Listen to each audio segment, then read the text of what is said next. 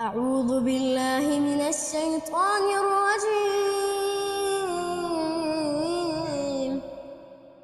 براءة من الله ورسوله إلى الذين عاهدتم من المشركين فسيحوا في الأرض 4 أشهر واعلموا أنكم غير معجز الله وأن الله مخزي الكافرين.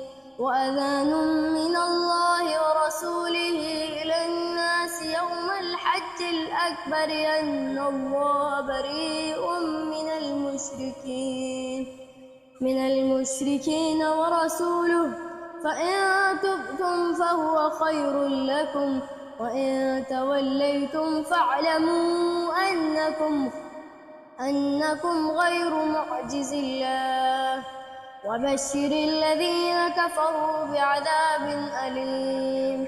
إلا الذين عاهدتم من المشركين ثم لم ينقصوكم شيئا